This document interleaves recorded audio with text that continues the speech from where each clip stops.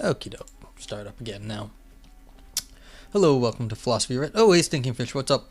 You want to say thank you, great what I'm doing. I appreciate that, Stinking Fish. So, thank you. I mean, I am... What was funny was I was talking to some guy I know, an acquaintance, and he was just like, it's terrible. I was like, it's not terrible. I mean, it may not be the best show in the world, but it's not like... It's okay. I was just like, you know what? You can't please everybody all the time, so you just do what you can. What I'm gonna do is I'm going to do this paper as a request from the, I had a request from one of the other viewers out there, wanted some, Baudrillard, I believe, so, or something. Who was, this? I forget who, oh yeah, it's on Baudrillard, that's what it was. So, let's download this one, and, hopefully it's not, like, super, super long. Oh yeah, it's kind of long, but hey, I'm gonna read it anyway, so. Yeah, please feel free to comment or whatever if you want. I'm just reading this the first time myself, and we see what happens. So, like, I know my broadcast is not the most exciting of broadcasts. You have to kind of like the subject matter, and even I don't know because, the thing is, it's roulette. I am getting random papers off the internet, and I don't know how they're gonna go. If you want to join along, there's the link. You can always type !paper and the link will pop back up. So, this is Before the Consummation What? On the Role of Semiotic Economy of Seduction. So we're going to have maybe a spicier topic going on right here by George Rossolatos in Continuum Journal of Media and Cultural Studies. You found my... I wonder, how did you find my... I wonder how you found it on YouTube. I've been posting actually kind of regularly, but I changed how I was posting, so maybe the YouTube algorithm likes me better now.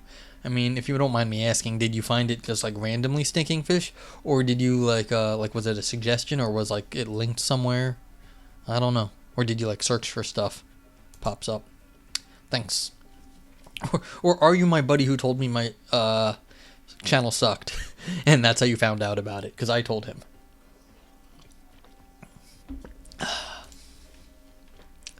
Introduction. The discourse of flirtation and flirting as a cultural practice is an instrumental aspect of natural and cultural reproduction.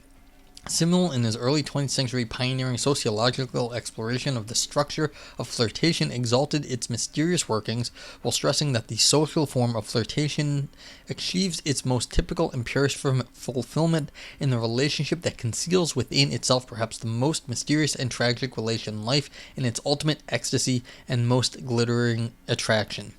The social practice, or in Bourdieuian terms, cultural field of flirtation, has been theorized as a series of suspended interactions that leave different unfoldings of a situation open while being characterized by sudden shifts in interactional frames.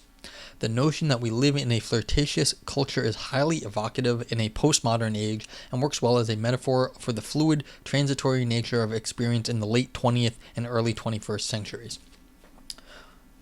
You're in the second year doing philosophy undergrad, and I like to YouTube search for all my professors. It was through your coverage of Luca Moretti's skepticism paper that you found the channel.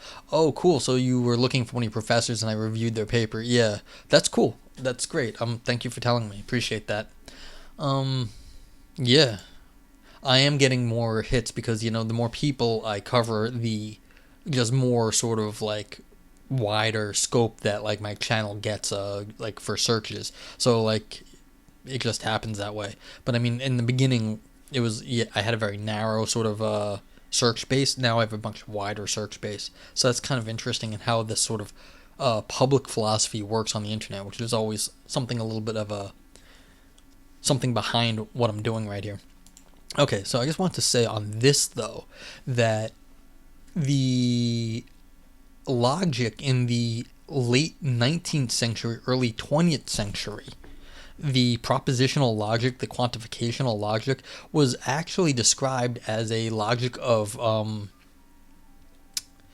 gossip, actually. It's sort of a gossipy logic, where you could start putting relationships between people. It's like who loved who was doing what with who. How would you express relationships between people in terms of logic? Like, there is someone that this person likes. There is someone that this person hates. So you could use the.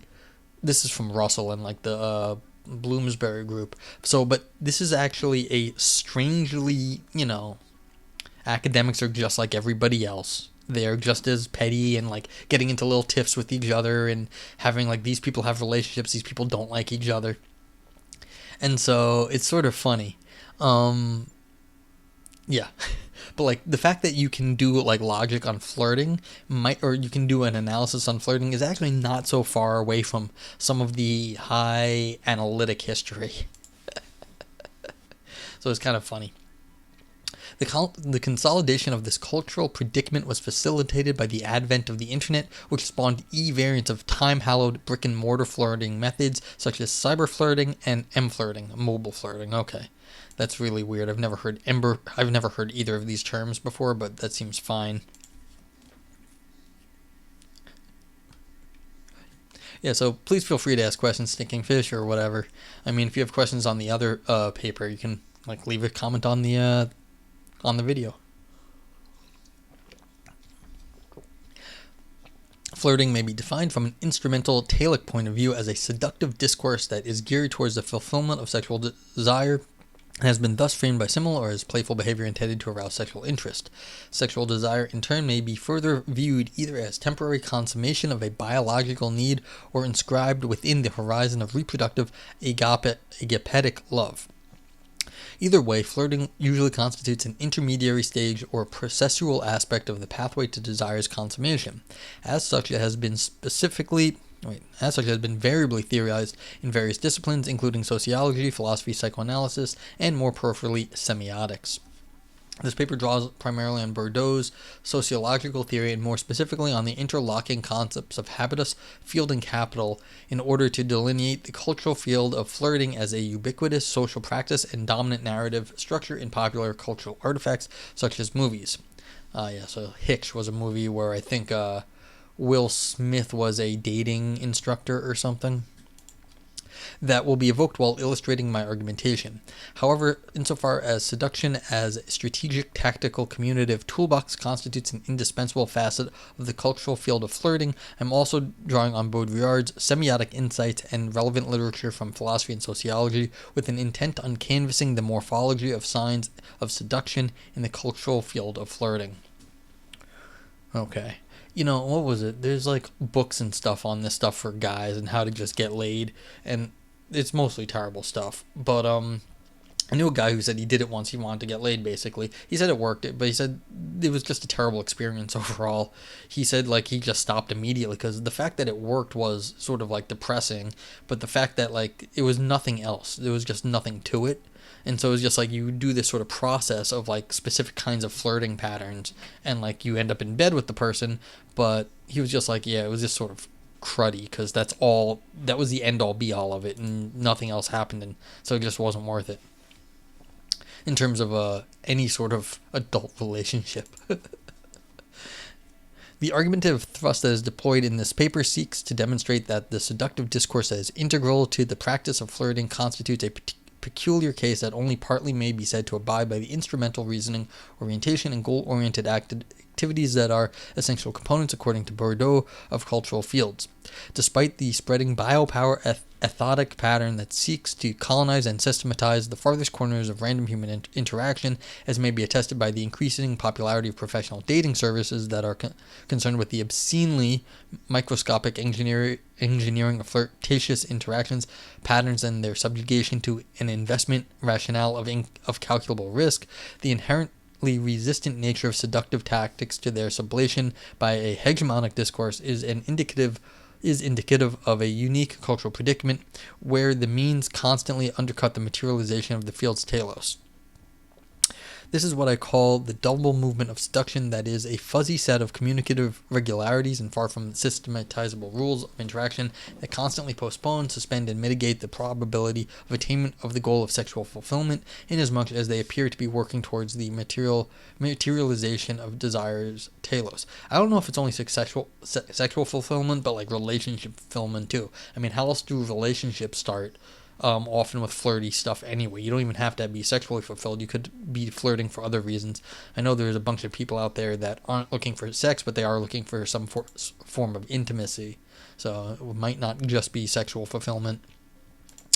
The law of seduction takes the form of an uninterrupted ritual exchange where the seducer and seduced constantly raise the stakes in a game that never ends. Sex, on the other hand, is a quick, banal end, the orgasm, the immediate form of desire's realization. In any case, seduction lands in an ironic contrast to orthodox relationship formation. I mean, what's the organic, orthodox relationship formation? Your parents setting you up with somebody? A matchmaker in town? I mean, sure, that might be considered orthodox, but I don't know if that's how orthodox. I mean, it's orthodox for some people. I don't know about the rest of the world. The non-erotic aspect of seduction. It is a commonplace that when we ascribe the predicate seductive to someone or someone, we imply erotic or desirable by virtue of erotic appeal. Seduction and seductive have been amply operationalized in this matter in sociological studies.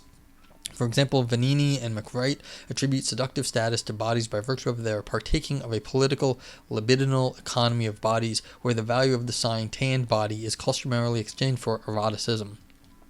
However, as I will argue in this paper, in line with Baudrillard's theses, or rather speculative doxastic positings, as propounded in seduction is far more than a mere synonym for erotic. Seduction is stronger than sexuality, which it must never be confused. It is not something internal to sexuality, though this is what is generally reduced to. Seduction may be viewed as a tactical communicative toolbox, arguably, but less cogently so, as communicative strategy, and as the gateway to attainment, fulfillment, or consummation of sexual desire. So this is actually why this is still philosophy over here, I guess you could say, is because we were just talking about argumentation in the previous paper, and that would be in Philosophy Roulette 201, and so this is just a different sort of take on what counts as an inference, and like tactical communication is exactly what we were talking about with rhetoric in the previous paper. So this is sort of, even though it's a completely different area, it's sort of doing a very similar sort of philosophical project. At the same time, seduction's radical ambivalence, indecidability, and constant reversibility as regards to the outcome of a seductive communicative process, integral traits of the flirtation field, as noted by Simmel, constitute an attestation of its non-teleological character, and hence corroborative not only of its being non-synonymous to the erotic, but even subsumable under sexual desire as a precursory stage towards its consummation. This is a fundamental position assumed by Baudrillard throughout seduction, with which I tend to align, although not be in agreement with Baudrillard's entire spectrum of assertions concerning the function of seduction vis-a-vis chance, the political, the erotic, and a whole host of other socio-political dimensions whereby seduction is put in perspective. In short, seduction is a communicative process functions for and against the erotic, but at least it is by no means reducible to it. The non-habitus of seduction. My contention is that the seductive discourse of flirting is a radical case of non-habitus. In order to elucidate this perhaps impossible thesis, let me expose in brief the meaning of habitus according to Bourdieu, as the concept is necessarily coupled with those of cultural field and various forms of capital, with which I shall be concerned in the following sections. So this cultural, social, linguistic, and economic capital. An agent's habitus is an active residue or sediment of his past that functions within his present, shaping his perception, thought, and action, and thereby molding social practice in a regular way. It consists in dispositions, schemas, forms of know-how, and competence, all of which function below the threshold of consciousness. In this respect, habituses are structured structures, or rather they are structuring structures. Okay, so basically, it's kind of like some sort of like meta habit is what is meant by habitus here. Given that Bordeaux's anti-structuralist posture, at least in the context of his received conception of structuralism that was largely informed by Saussure and Lévi-Strauss, rather than contemporaries such as Gramsci, habituses as enabling structures are conceived as patterned regularities rather than binarist abstractions in the form of meta-theoretical rules of epistemic status. Habituses are patterned regularities versus rule-bound behaviors are a crucial distinction that allow us to appreciate Bordeaux's uniquely praxeologically oriented sociological theorizing that explicitly seeks to part ways with any behaviorist or more contemporary, aptly experimental psychological imposition on social action as conditioned stimulus, response patterns, and moreover as transformation of this conditioning, albeit in a bad faith, into conscious responses that have their seat in individual free will. The habitus of the dominated frequently leads them to choose actively what they are objectively constrained to do. So if you, the habits of the dominated frequently lead them to choose actively what they are constrained. So, like, yes, it's like if you are under the foot of somebody else, your choices become habituated to do what you are constrained to do. So you stop trying to fight against the bounds.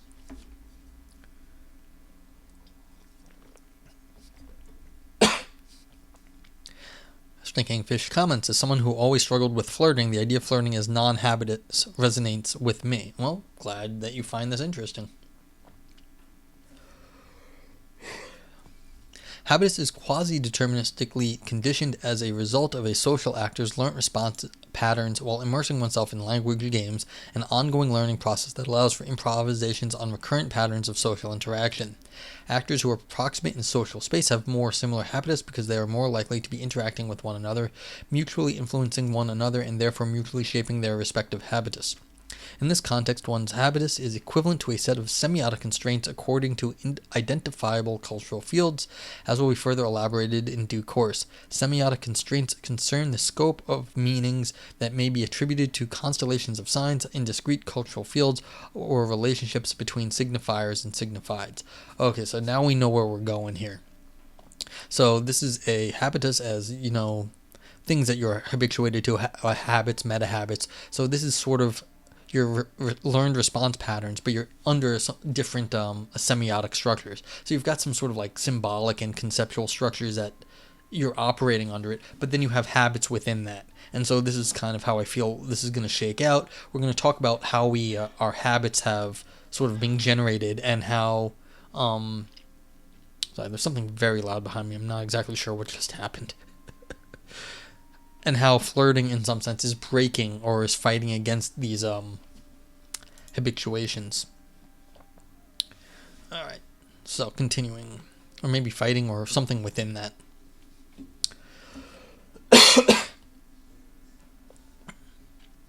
Disposition is a central definitional component of habitus. In the context of seduction as process, as reformed by Baudrillard, the only a priori certain disposition is vertigo, that is, the incidence of shock in the face of inherent reversibility of signs. Reversibility, then, is an a priori scheme of seduction's habitus that is causally related to the background expectancy of vertigo. This constant threat of reversal in the context of flirtation has been known by Simmel ever since the return of the 20th century. There is a sense in which flirtation lends a positive concreteness to not having, making it tangible for the first time by means of the playful, suggestive illusion of having, just as, conversely, flirtation intensifies the attraction of having to the most extreme degree by means of the threatening illusion of not having. So it was basically by taking and then taking, by giving and then taking away, or having and not having, something of desire. This is so this is a back and forth in some sense. It intensifies the interaction here, and that's the vertigo. You're getting caught up in this sort of like spinning, falling thing.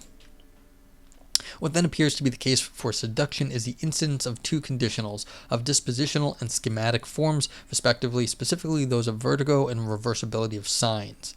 Insofar as both conditionals are negative, as the former constitutes an expectation without determinate concept or pre-reflective response pattern, not to a stimulus but to the radical indeterminacy and uncertainty of meaning of stimuli, and the latter of a fundamental negation of signs' signification, we may infer that the habitus of seduction is in fact fact a non-habitus or negative habitus.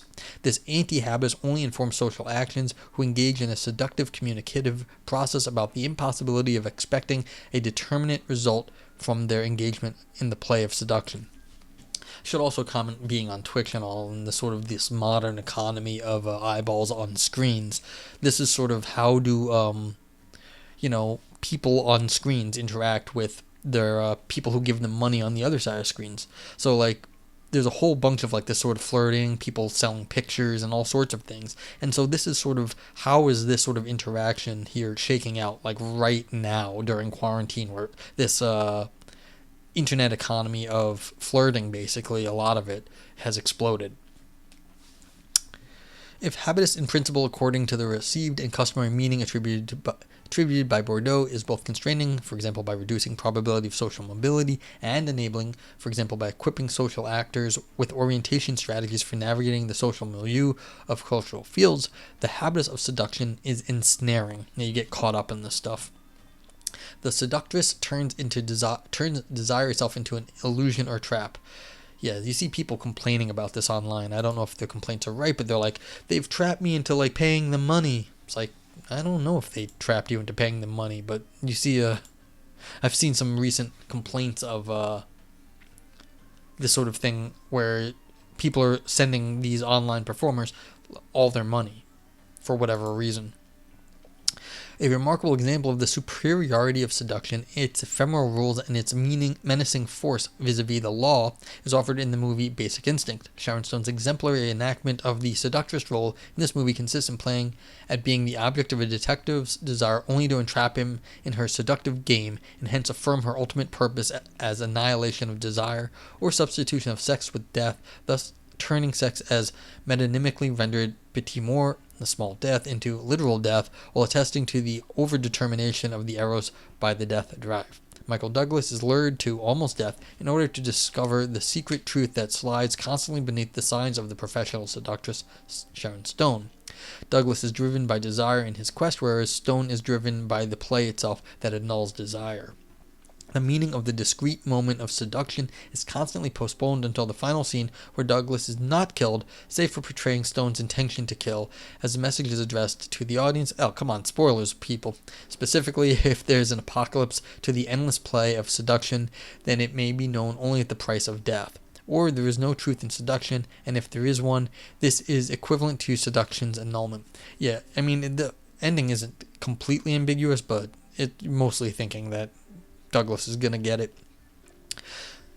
Seduction is a game of infinite postponement and annihilation of any epiphany that might radiate through the surface of the text. Furthermore, in seductive communication, players' know-how is constantly challenged by uncontrollable factors, and hence competence is reducible to incompetence. The only objectively relevant, in Bordeaux's terms, condition as culturally engraved expectancy in the context of seduction is a relationship with the negative. In light of these bespoke conditionals that pertain to the practice of flirting, we are forced to reconsider the function of habitus as meditating between structure and practice, and reformulate it as unstructuring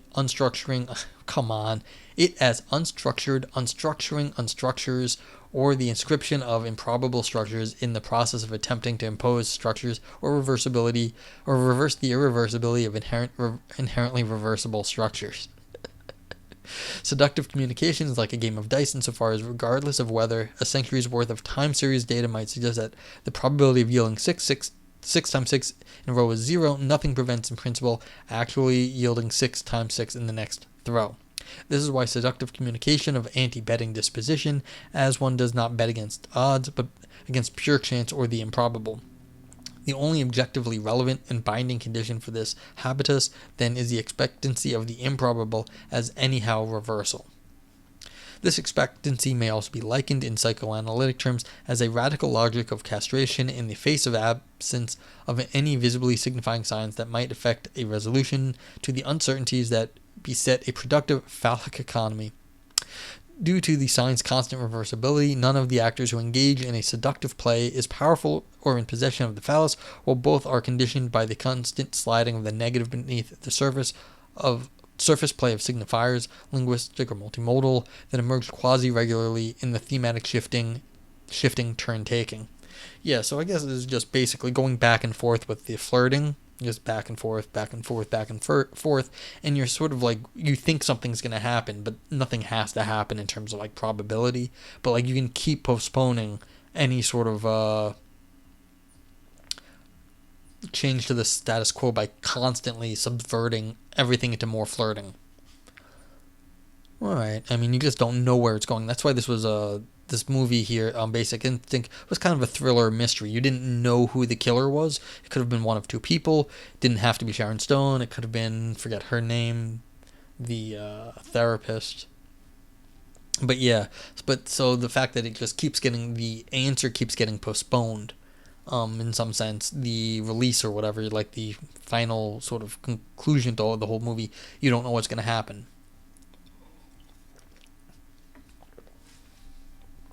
But in some sense, it's completely not surprising what happens in the end, too. But that's the whole point, is that the flirt just keeps going. The seductive production of the cultural field of flirtation. In the context of Bourdieu's mature theory of practice, the habitus concept functions in the conjunction with at least two further key concepts, capital and field. What is added by the concept of field and capital is an account of the context of action, the resources available to the actor within that context, and the respective role of these factors play in shaping of the action. By field, we refer to a distinctive social microcosm that carries its own characteristic practices, rules, forms of authority, and standards of evaluation. Societies comprise interlocking fields that may be further distinguished into institutional and non-institutional. Non-institutional fields are akin to social practices that are deployed against tacit rules, that is, rules that are implicitly recognized and enacted by social actors while engaging in such practices, yet whose status has not been explicitly formulated and recorded in an institutional vein. Hence, fields as social practices are more akin to games, as language games, in Wittgenstein's sense. Engagement in a game is of pre-reflective nature, a dialectic between milieu and action, mediated by a set of gaming competencies as fuel for the game. Sports analogies abound in the exemplification of cultural fields and game-related competencies as fields for the game. The cornerstone of the theory is the two-way relation between the objective structures of social fields, the game itself, and the incorporated structures of the habitus, feel for the game. Don't hate the player, hate the game. You know? The feel for the game is akin to a pre-reflective understanding, or as put by Taylor, inarticulate understanding that guides our practical engagement with the world, antedates, and helps shape representations.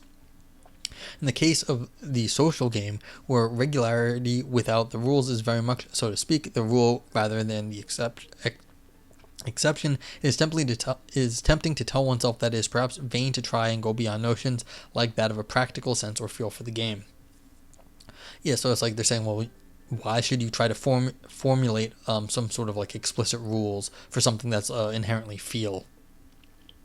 The sports analogy, though, is contestable since most sports are bound by explicit game rules where actions, sanctions, and violations are prescribed and often institutionalized, unlike informal cultural fields such as flirting. For example, in football, there is a World Cup institution, a formal FIFA organization, a specific field where the game is played, the pitch, with explicitly demarcated spaces. On the contrary, there is no institutional body for the social practice, cultural field of flirting, or explicitly prescribed social space where it may be enacted. I don't know, like, there are definitely ritualized social things. So, the less institutionalized the field, the greater the role of chance in determining the attainment of the goal that is involved in engaging with cultural practices it circumscribes, but also the less formalizable the requisite competencies and the actual calculable results. I don't know if I'd call it so much in chance terms. I might say it's more, yes, it's more like there is a greater chance that's true, but I don't think it's a precise statement. It's sort of more on the people involved specifically. So it has to do with the specific people that are involved that really determine attainments of goals. It's just not random, but it's just relative to the people. This is why technologies of self, such as those provided by professional dating services, for example, are paramount in streamlining the habitus or the ethodic patterns that unite individuals in distinctive and identifiable habituses, like rules of etiquette that are bequeathed from group member to group member, yet which are not prescribed in the manuals, although they may be reflected in ethnographic, for example, accounts, scholarly monographs, and popular press articles. See, this is the whole point right here. The technologies of the self, as the author just said. So if you get like a dating app, it sort of homogenizes the people. Like you only have so much to say, and you only have so much space to say, and you got like the pictures or whatever. But like it's not the role of chance. It's relative to the people, and then the technologies here, in some sort, force you into certain identifiable structures. And so it's not so that it's chance. It is that this gives you a technological structure that so it's not just relative to the people, it's then giving you some sort of technology of the self that is universal to all the people on the app. So then it's an app relative understanding of the self. It's not chance based, or it's not particularly relative to specific people, but then the technology is there too. So that's an interesting point of how these dating apps and as the author calls it, technologies of the self actually are what work they're doing. Bordeaux's field theory has been extensively and intensively applied for analyzing, categorizing, and mapping out as variegated socio-cultural phenomena as emerging music genres, the formation of collective taste in an erotic arts club, the hip-hop culture, the shifting landscape of French gastronomic practices, the internationalization of business elite networks, the emergence and network structure of the punk scene in the United Kingdom, and the shifting taste dynamics of the comedy genre. Nevertheless, the notion of field is not bereft of substantial criticisms, such as fuzziness of field's borders, especially given Bordeaux's assertion that the demarcation of a field should optimally take place against all other fields in a social milieu, or at least of those directly adjacent to it. Indeed, the problem of fuzzy borders in fields is a long acknowledged problem that Bordeaux himself identified. Moreover, the notion of cultural field appears to be a highly ambivalent umbrella concept with multiple definitions and unclear conceptual boundaries. Savage and Silva suggest that this slippage of definitions is part of Bordeaux's strategy of using concepts as toolkits in empirical research, while identifying four dominant ways whereby field is employed by Bordeaux in order to fulfill occasionally contradictory purposes. 1. Fields present themselves synchronically as structured spaces of positions. 2. From a phenomenological point of view, as the way the concepts bring out the importance of the feel for the game, which embodies Bordeaux's commitment to the practical sense. 3. In a matter akin to Lewin's force fields as developed in Gestalt philosophy and in the natural science of gravitational and electric forces. And 4. By focusing on Weberian style on the competitive aspect of field relations. Excuse me. Yeah, please feel free to ask questions along the way if anyone wants to out there. If individuals occupy the same social space for Bordeaux, this is not in virtue of their social relationships with each other, but because they share similar structural relations to economic and cultural resources in various cultural fields. Although Bordeaux did not outline explicitly a process for mapping out fields, Grenfell suggested a three-stage process based on Bordeaux's prolific application in separate works. At the first level, relationships between the field and other fields, in particular the field of power, are established. In the second level, the field itself is mapped in terms of morphology, taxonomy, the positions occupied by the involved social actors, and the forms of capital that pertain to the field. At the third level, interacting cultural field actors are analyzed in terms of their habitus, that is, their socioeconomic background, trajectory, and positioning in relation to the field under study. Amidst this all-encompassing blueprint in this paper, I am primarily concerned with the second level, and particularly with mapping out the morphology of signs of seduction in the cultural field of flirting and with the field's form of capital. Yeah, I was thinking, like, I'm not on any dating apps, but apparently everyone says the same thing, or a lot of people say very similar things in dating apps. And I mean, this is going back to just like Craigslist and like want ads back in the day. People would say all the very similar things, and so this is really not virtue signaling, but sort of like class signaling and sort of relationship, the taxonomy and positions, social actors, and cultural field factors, and sort of like what do you do with your time? Like, oh, do you like to go on long walks with your dog? It's like this sort of thing definitely puts you in a certain class of person in society.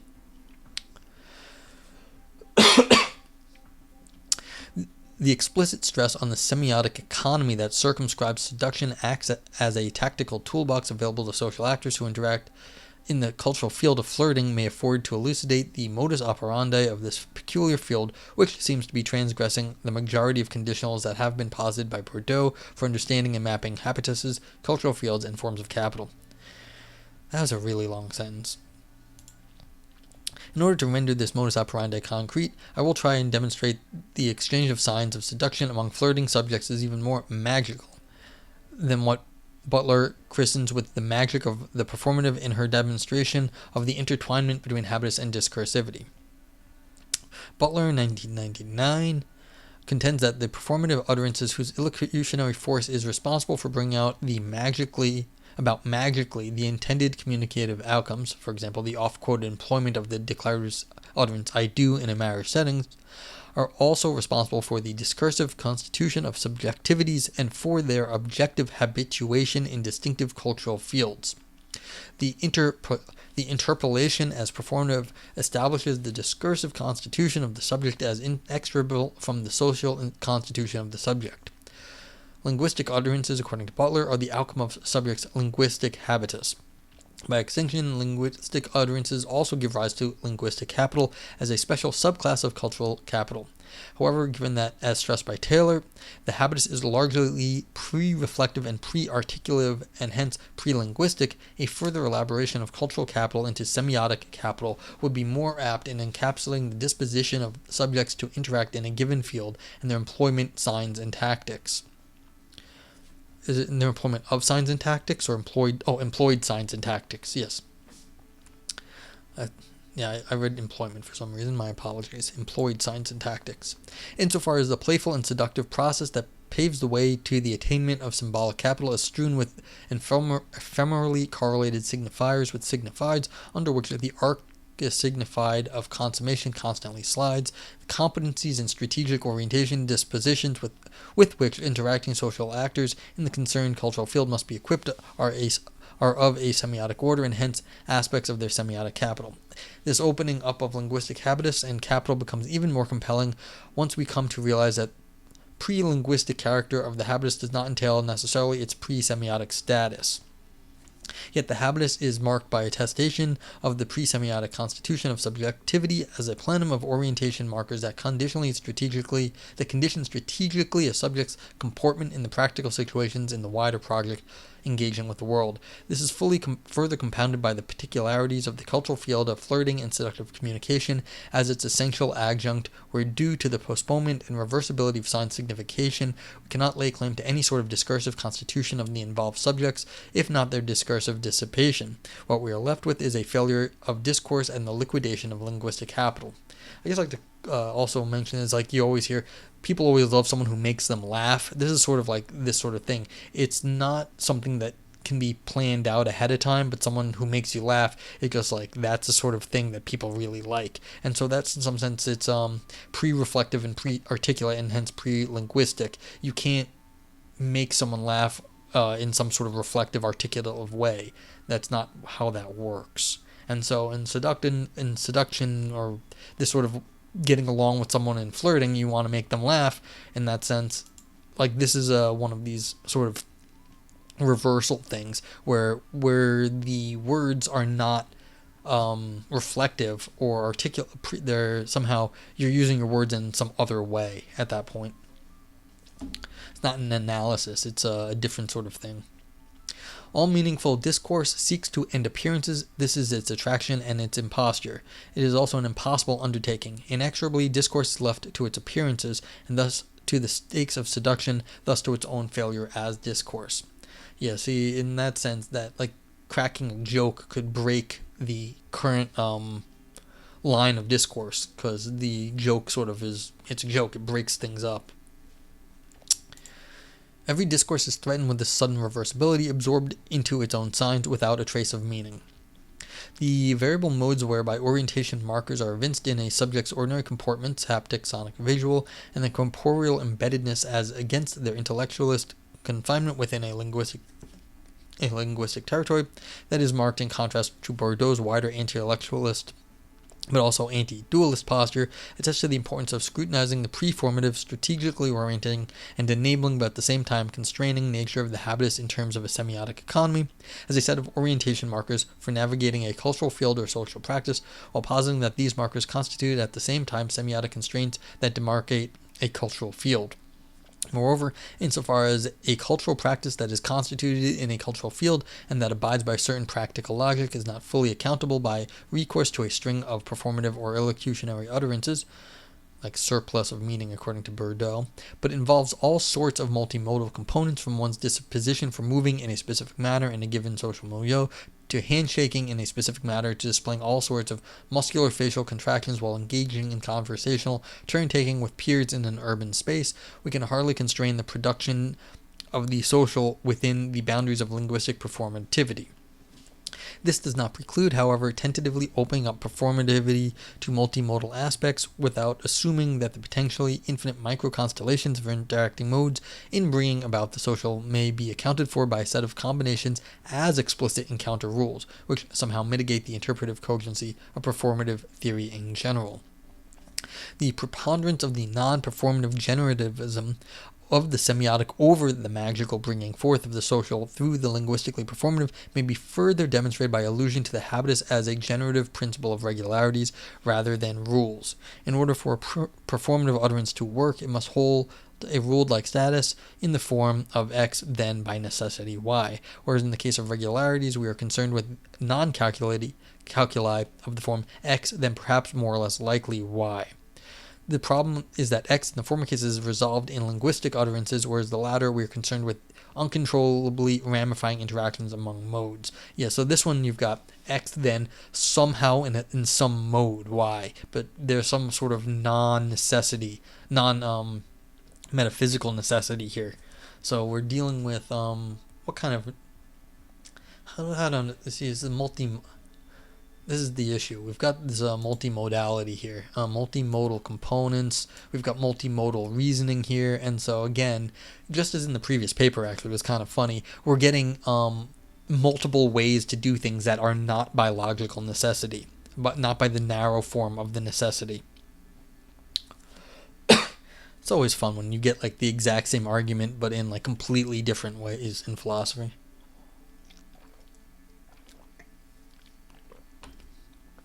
See, this person is coming from the other end as opposed to in Philosophy Roulette 201, where they're saying instead of like the previous paper was arguing against just the logical by stating the logical and then showing you all the ways around it. This one is saying, well, look, you don't know how this is going to happen because it's so modal, but that's the whole point. It's so multimodal, as they said up here, that the logical can't happen. So this is sort of like the opposite argument. The other one started with the logical and then came in with the multimodal. This one's coming with all the different modals and then showing you can't get to the logical in that sense. You're not doing it by rule. You're having to go some other way, some sort of desire or modal drive. I don't know.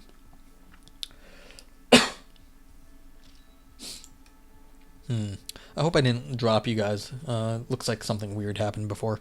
But I'm sorry if it did, but I'm going to continue on because nothing else I can do at this point. This crucial difference may be further elaborated by comparing between the illocutionary force of a promise uttered by a father to a son in their home garden and a multimodal semiotic constellation. So yeah, see, this is why I mean, this is why it's important. It's going to keep popping up. Semiotic constellation, say an eyebrow movement coupled with licking a straw that is placed in a glass of liquor. Okay, it's like super flirtatious versus the least flirtatious thing in the world. That is written on the corporeal surface, given that we're concerned with the writings in the flesh, of a female subject while interacting with a male subject in a bar. In the father-son scenario, the very utterance of the promise bona fide brings forth the anticipated result, that is, the production of the content of the utterance, for example, the purchase of a new computer game. The utterance institutes a pact, and rightly so, because it is mutually expected that the father-son habitus, that a father's promise is institutive of a pact. However, in the case of the female-male flirting predicament, the eyebrow-licking multimodal constellation constitutes a performative performatively uncertain step in an interactional stream of a cultural practice which neither depends on antecedents nor is necessarily anticipating the advent of a specific result. As rightly pointed out by one of the anonymous reviewers of this paper, both speech acts may be viewed as commissives based on Austin's classification of speech acts into verdictive, expositive, exercitive, behabitive, and commissive. In this case, the decision as to which speech act type of the concerned illocutionary act belongs is incumbent on examining them against a set of distinguishing criteria, such as those proposed by Searle, that is differences in the direction of fit between worlds and world, and the strength with which the illocutionary force is presented in relation to the rest of the discourse, etc. Yeah, so in other words, we've got different ways that the situation could go, and the different speech acts are sort of regulating which ones are possible. Not only a flirtatious multimodal constellation at time X in the temporal deployment of a recognized practice as part and parcel of an objectively common habitus is not coupled per se with a specific performative outcome, but on the contrary is indicative of the outcomes postponement until further semiotic notice. Okay, so that's interesting. So you've got all these outcomes that could happen. As I just said, it was regulating what the possible outcomes are, but it's saying that outcome is not happening yet. So they're still specifying it, but there's a postponement of it. So this is sort of an interesting concept right here. You're highlighting it, but you're also postponing it. What binds the subject in the father-son predicament is a behavioral rule that prescribes the advent of a specific outcome for the performative utterance, whereas what binds the subjects in the flirting predicament is the absence of a prescribed outcome as a postponement of the meaning of a semiotic multimodal constellation that is inscribed in the flesh in the context of an ongoing interaction that is edified on the seductive overlap between multimodal signs that partake of quasi-prescribed regularities. Stinkfish, it's my first time on stream. This paper is going a little over my head. Usually I can rewind, but I'd be interested to participate with questions in other parts, but I'm still watching, looking forward to hear. Yeah, a lot of this stuff sometimes is over my head too, and I just read it, and I try to take what I can out of it. That's usually my position on a lot of these things. Many things are not in my wheelhouse, as it were, and so it's just like, I appreciate you watching, but, sometimes I read bad papers too. Sometimes they're just bad. It happens. And so it's like, you read bad papers, you get through it, and you move on. It's like everything else. Not everything is going to be great. And not everything is going to be to your liking also. I mean, I'm a little annoyed just in reading this out loud.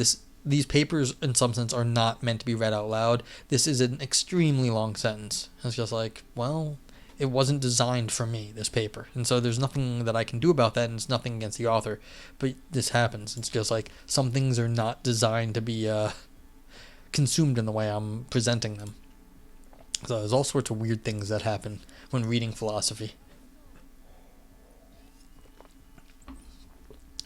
And this nothing secret, this seduction's unsignified moves beneath the words and their meaning, and moves faster than their meaning. A seduction beneath discourse, an invisible seduction, moving from sign to sign, a secret circulation.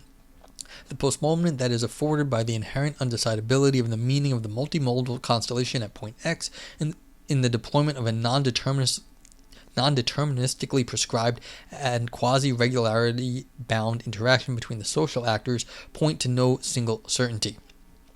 Yeah, it's like the promissory note. You don't know exactly what you're going to get out of a flirt. It is precisely the power of the sequence to postpone or irreparably reverse the eventuality of the sequence that legitimates us in claiming that the postponement of the advent of the sequence's meaning is tantamount to the undercutting of the instrumentality of the multimodal inscription and its necessary subsumption in the latent teleology of the field in which it is embedded and which guides tacitly its use. By virtue of the undercutting of the field's telos, we are no longer situated in the territory of practical reason, or at least not only within practical reason, but within the territory of seduction and the seductive employment that is non-instrumental of multimodal constellations.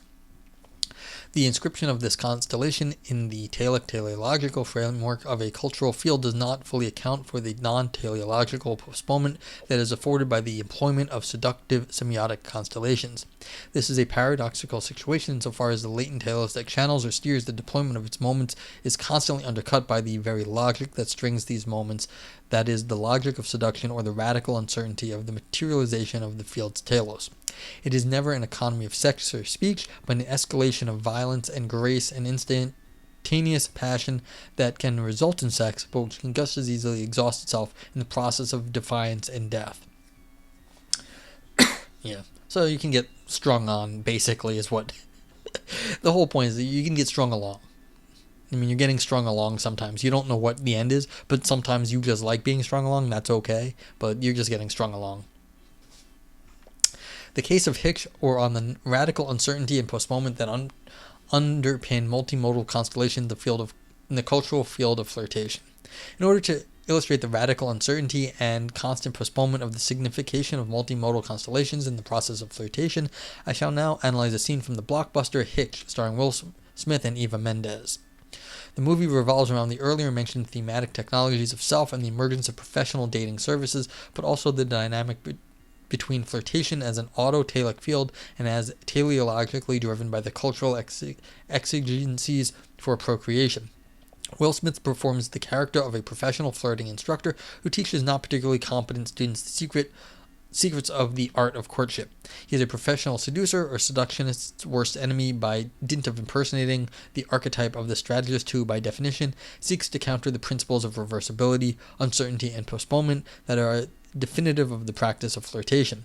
Eva Mendes plays a gossip columnist at a newspaper called Standard, and as may be gleaned from the below transcribed scene, she is in principle averse to play for the sake of play, while manifesting a proclivity for stable relationships at the expense of one-night stands or ephemeral adventures. So we've got this. So modes employed in analysis of Hitch scene in their hierarchical organizing. I'm not going to read this. Is why I don't do science papers. I was not expecting sciencey stuff in this paper, and I got sciencey stuff in this paper. This is like impossible for me to read. Okay.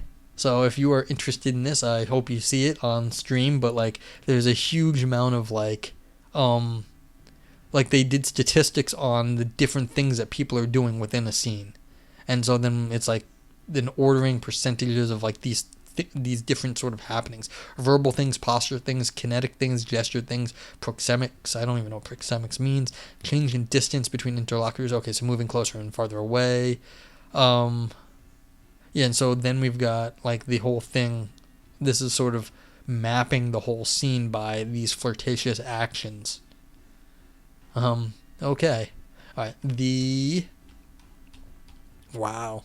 Analyzed scene concerns a flirtatious predicament between Will Smith, designated as WS henceforth, and Eva Mendes, designated as EM henceforth, at a bar.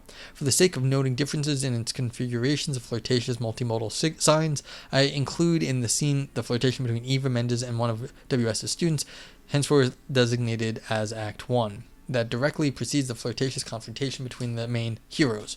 The considered modes in this scene are facial expressions, gestures, kinetics, postures, rising intonation, or increasing, slowing down voice pitch as regard to the verbal mode, and proxemics, increasing and decreasing, and were used in the coding scheme of multimodal social interactions adopted by NARS.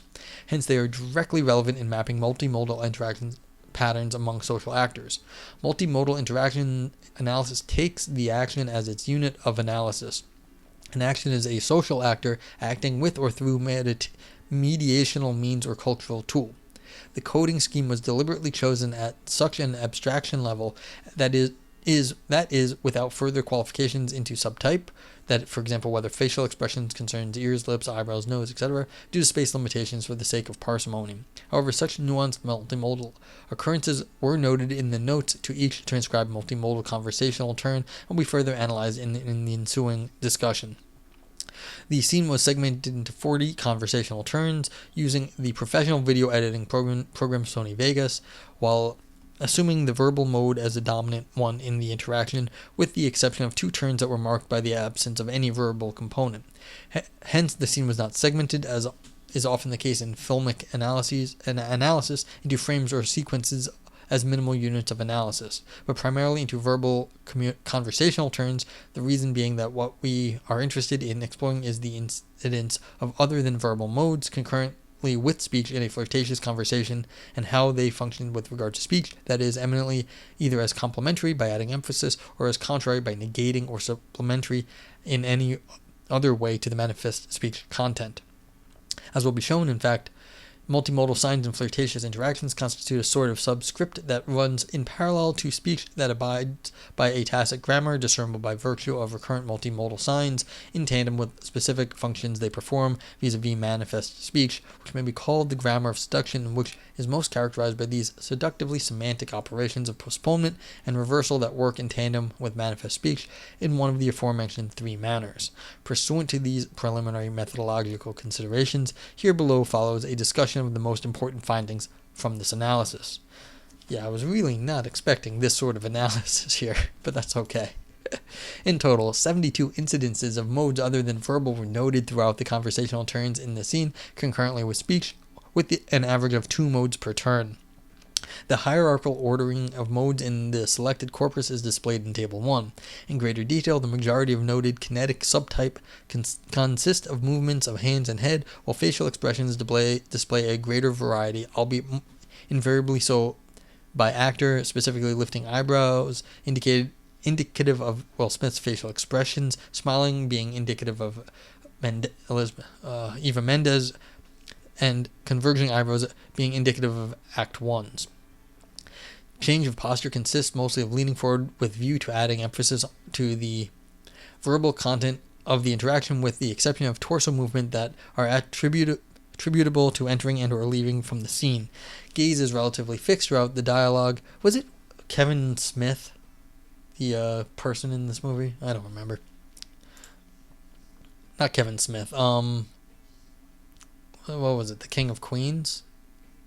Blanking on his name. Kevin Smith, somebody else. Maybe their name is the same. I'm blanking though. All right, sorry. It is relatively fixed throughout the dialogue. Whenever turns in the direction of gaze were noted, albeit scarce, they were coded as shifts in facial expression for the sake of parsimony. Gestures were quite variable, ranging from crossing to stretching hands, largely with the view to emphasize the contents of speech, while voice pitch speeded up or slowed down, again for the sake of emphasis. Proxemics are relatively fixed throughout the scene, given that the actors are seated facing each other, with the exception of leaning forward on rare occasions, with view to emphasize the importance of their utterance. Pursuant to the display of these preliminary findings concerning how different modes occurred in the concerned scene and their role with regard to their verbal interaction, that is evidently the dominant mode in the conversation between the involved actors, let's proceed with examining, firstly, if there are configuration modal patterns that carry implications for the seductive discourse that is displayed by the two male actors, and if yes, whether there are differences between the two actors' approaches. Secondly, we shall examine how the female actors' modal configurations vary in her interaction with each of the male actors, and whether there are instances whether other than verbal modes override the meaning that is communicated in manifest speech. These will be considered alongside the prevalent themes of radical uncertainty, reversal, and postponement as dominant operations responsible for shaping the cultural field of flirtation. With regard to the first dimension, we notice two dominant modal configurations that differentiate the male actors. Act 1 seeks to confirm his domineering role over the female actor, whom he approaches as a trophy to be conquered through the modal configuration of accentuated proxemics, leaning forward and sitting at a higher level than Eva Mendes, suggesting a relationship of dominance, converging eyebrows, emphasizing his intentions in a scaringly austere fashion, raising the tone of his voice again in the context of his wider domineering posture. In the face of this conquering intentionality, Eva Mendes communicates in her manifest speech constantly a wish for ending this conversation, thus symbolically castrating her interlocutor, albeit in a non-feigned manner since she is very explicit about it. Her intention is further supported by a multimodal configuration of limited postural shifts and very controlled kinesics, demonstrating that her decision is irrevocable both verbally and paralinguistically. This becomes more evident if we compare her wider paralinguistic posture with her interactions with Will Smith, in which she is much more relaxed, with less controlled and more spontaneous kinesics. Yeah, I don't know this word. Kinesics? And facial expressions that are indicative of enhanced openness and less rigid controls. In her interaction with Act 1, Eva Mendes does not flirt, she just wants him out of the picture. There is no undecidability in employed signs, since both verbal and nonverbal modes are in fact in perfect alignment, alongside a clear no-go decision. There is a constant reversal, but not the kind of reversal that is definitive of the play of seduction, save for the castrating reversal that undercuts the domineering attitude of a wannabe seducer. There is no postponement that might allow for a glimpsing probability of success, save for a repetition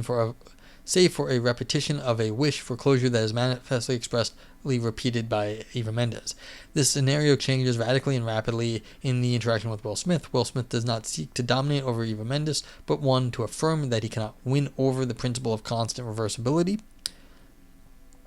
by capitalizing on postponing manifesting his intentions directly against Act 1. Whereas Act 1 kicked off his conversation with Eva Mendes by committing the greatest of all blunders according to the principle of seduction, that is, by assimilating Eva Mendes to his new girlfriend. So Act 1 assimilates Eva Mendes to his new girlfriend. Will Smith kicks off the part and keeps highlighting as the interaction deploys that he is flirting with the improbable, that is, the least certain, while postponing his intentions. In terms of the modal configuration, his kinesics are less austere. He raises his eyebrows, thus affirming paralinguistically that his discourse is aporetic, leading nowhere. The way he manages to extract pertinent information from Eva Mendes is by reducing the conversation to impersonal, typical dialogue based on trite cultural expectancies. What, did he talk about the weather? I don't know. In short, he is reversing any rule-bound conceptualization of the playful discourse of seduction for the sake of luring, that is, seducing Eva Mendes into agreement with what he knows, that is, the secret of seduction as improbability and constant reversal. And this is the only thing that can be affirmed, absolute non-positivity and its attitudinal counterpart of radical uncertainty, as attested by Eva Mendes' purely non-verbal closing turn, head nodding, mouth gaping. The multimodal subscript as silent complicity of signs affirms her interest by virtue of having undercut manifestly in her speech the probability of achieving the telos of seduction. Okay, so by going boring, Will Smith won on this one. Okay. 2-2. I'm getting toward the end too. So we'll see where this is going. Allotelic versus autotelic signs. The above illustrated radical uncertainty is tantamount to the castration of the speaking subject, that is, in principle, divested of the symbolic phallus that allows for the appearance in discourse of determinate signifiers whereupon the telos may cling like small islands in a vast sea of uncertainty. This remark also reveals the need for a fundamental reorientation of the relationship between signifier and signified by introducing a distinction between static versus processual signs. Static signs designate a relationship between a signifier and signified as a snapshot of the relationship between sound or other mode and its concept, sediment, and dislocated from a dynamic of seductive communicative text. Static signs are autotelic, that is, their meaning is inherent in the equation as snapshot. Processual signs, on the contrary, designate signifiers whose meaning is postponed and hence which do not signify until the chain that links them will have been fully deployed. Processual signs are allotelic, that is, their meaning resides in the final interpretant, in Peirce's terms, or archisignified, that conditioned in their deployment in the first place, but which at the same time thwarted them from being amenable to signifying correlations as snapshots. The signs of seduction are processual and allotelic. They are driven by desire, yet postpone desire in the process, and potentially do not even allow its fulfillment, and hence they are autotelic at the same time. They are not bound up with universal signifieds, but with the ephemeral, interchangeable, blurred, and occasionally effective ones, always in suspense and non-closure, by definition not amenable to totalization. Moreover, they do not constitute en masse a stable diachronic exchange currency. The incidence of such recurrent semiotic multimodal constellations or arbitrary constellations in elliptical conversational interactions between flirting social actors points on only hazily to a case of punchlines. More likely, we are concerned with sedimented fragments of a floating discourse of desire. Yeah, I mean, one-liners don't get you very far. Yeah. I mean, they just don't. I mean, you can't have one-liner after one-liner. I mean, what's the most famous one-liner of all time? I get no respect. I mean, You don't think what was it, Rodney Dangerfield? He can't do just one-liners all the time, and even he ran out. That's not what works. Well, I mean, over any like you can do one-liners, but only for so long. I mean, even he can't fill up a whole like comedy set with one-liners. They are provisional entrapments of meaning. The seductress turns desire into an illusion or trap, Baudrillard, inasmuch as Nietzsche assimilated women's ornaments with trappings of power. In our case, these trappings translate into a visible phallic simulacra or of an allotalic process that exceeds phallic simulacra as telos and master signified, while at the same time allowing for the sliding of master signified in the post-moment movement, which runs in parallel to the promise of desire's fulfillment. The allotalic process of seduction is a double movement of postponement and fulfillment in its deployment, the promise of an epiphenomenal reality, inasmuch as the undercutting castration of the phallic order that fuels sexual desire. I don't think there's actually much new here. This is just going over the previous stuff. But yeah. It's interesting, though, because this ornament thing, what was just said there, yeah, this ornament's where they're going to keep going. Yeah, this pulling of the historical things. Women's ornaments as trappings of power. It's like, this is going back to the, this actually might be going back to Darwin, where Darwin said that, like, women were somehow, like, fooling us into, like, marrying them or something. And that was an evolutionary evolved trait of being coy. And at the time, even giving women any sort of rationality was a very pro-woman stance. So it's not to say that Darwin was anti-woman at the time. It was that was basically very radically pro-woman for the time. Now, by the time Nietzsche comes around, I think it may not. Darwin had already put this, and so there's a different sort of a next level of this sort of thing where the women's not only ornaments with trappings of power, it's not just that they're acting a certain way, but that they have ornaments and other things about them are part of their power. So then that is what provisional entrapments of meaning. So that things what they're doing, they're showing that the things that they're doing are leading you on in some sense. Okay. And that's the post-moments. The flirtatious things are actually part of their power. Only ironically, ornaments and kinetic signs that are part and parcel of seductive semiotic economy may be tagged as sexy. Yeah, so these ornaments and things that people are doing. So do you have a nice bag? Do you have nice shoes? Yeah. In fact, they are at the same time sexy and asexual, because a bag itself is not sexy, it's just a bag. Partaking of the double movement of allotalic desire and autotalic simulation. Subsequently, a judgment of taste, for example being sexy, that refers to a thong, for example, is by definition ironic, as it ultimately refers to the loss of signification as refraction in simulation's hall of mirrors, or as the echo of the taste utterance in an open field of postponement and loss. Each sign is tied to others, not with the abstract signatures of language, but within the senseless unfolding of a ceremonial. They do echo each other and duplicate themselves in other equally arbitrary signs. Yeah, so in some sense, just by finishing, determining, like, some sort of, making some sort of, like, final determination on something as sexy, in some sense, ruins it as a flirtatious thing. An ornament or two in the panoply of seduction is nothing but a performative attestation of desire's flight, postponement in the face of seduction. The more autotalic semiotic multimodal constellations proliferate in a flirting field, the less sex is likely to consummate as their allotalic horizon. But the utopian fantasy of a meticulous microengineering of the process of seduction is what fuels the proliferating emergence of professional dating and flirting consultations services. And I would say, this is like a 2016 paper, I think, but there's all these dating apps, and they were around there too, so that's their professional flirting services in some sense. The same holds for the augmenting popular press literature, Men's Health, Cosmopolitan, on how-to tips, compare super on the know-how of the habitus, regarding seduction tactics.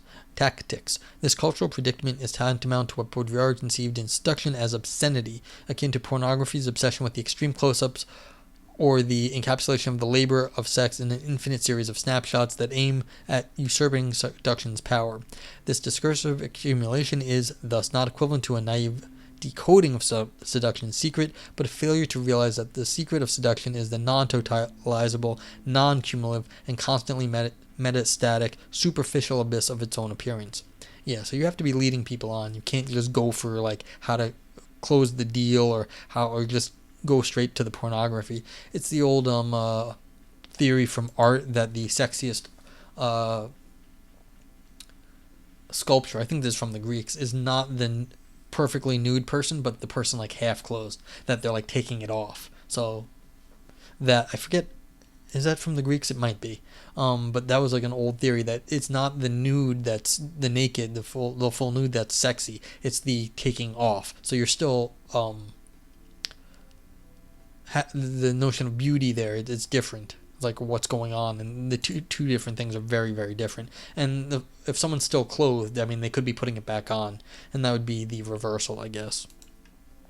Conclusion. Hopefully the analytical avenue that was pursued in this paper affords to elucidate why the cultural field of flirtation and seduction as its discursive adjunct constitutes a peculiar case of non-habitus. Yeah, so you're breaking the habits, you're leading stuff on, you can't get to the end. The emphasis that was laid on the semiotic economy that undergirds signs constant reversibility and potential loss in the process of seduction aimed at accounting for an indispensable missing link in our understanding of the not necessarily allotelic and instrumentalist field of flirtation. In lieu of an answer to the key question that hovered over the text as its beheading, that is, before the consummation. What emerges from the preceding analysis is that before the consummation comes postponement and dissemination as consummation's moment, which threatens the very likelihood of consummation. In fact, proliferating multimodal semiotic constellations that might be shown to be accumulating across the aleatoric trajectory of seductive discourse turned out to be overdetermining as regards to the event of consummation. As if by a sudden turn of the cards, this eventuality is reversibly reinscribed in the play of seduction as its moment. If indeed we are confronted with a non-habitus and with an aimless practice, then the semiotic capital that is required of flirting subjects as tactical toolbox, orientation strategy, and disposition constitutes a form of radical indebtedness and liability. Okay, that was interesting. I mean, I like this. I mean, this is sort of funny compared to all the analytic stuff I read on this channel. This was like the most this one actually had scientific, like they had analyzed they had actually like broken things down in like straight up an table form. So it's sort of like the most analytic continental philosophy I've seen in a long time. But yeah. That was kind of interesting. Again, I don't know the background here, but I mean, that's not particularly special for anything I read. But the concept of that that seduction and flirting is this stringing along and how that works, and the stringing along as technically mitigated, especially by these professional dating apps and like services, where, I mean, you have all these like swipe left, swipe right, swipe left, and you only get a few pictures and like a little bit of space to describe. Like that's the flirt, but what it is, it's a flirt, but it's a very technically mitigated flirt. You have a very restricted ability to show your habits. So it's like those little things. You have to do all the signaling you can to show what your habitus is, and then how does that string along people in this sort of technology. I guess that's why these like Facebook and everything else make so much money, is because people are constantly being strung along, and then the services make all this money learning things about you in the stringing along process. It's sort of like the gambling too. You're always being strung along trying to get your next big score when you're gambling. So you get addicted to the scores, and you kept getting strung along for longer and longer periods of time. So, yeah, I guess that is sort of what's going on here. These technologies of the self to then be sort of mitigated and like directed so that you can. And then the fact that flirting works in a way to string someone along keeps going and going and going, and that's why it's before the consummation. The consummation may never happen. You may just end up flirting yourself to death. So it's kind of what was going on. So that's why this is a media studies philosophy. How do these new forms of interaction online and technologies, both computer and services in terms of like dating strategists, how do these things matter and what do they do? Let's see, do I have anything else to say? The logic here, yeah, so they're using semiotics. You wonder what the if like someone tried to actually formalize this, the signs of it. But yeah, I don't know. So interesting stuff, but I don't have anything else to say. If chat has any other comments, I'd like your last chance to get it in to be on stream. But other than that, everyone stay safe out there and have a great day. Goodbye.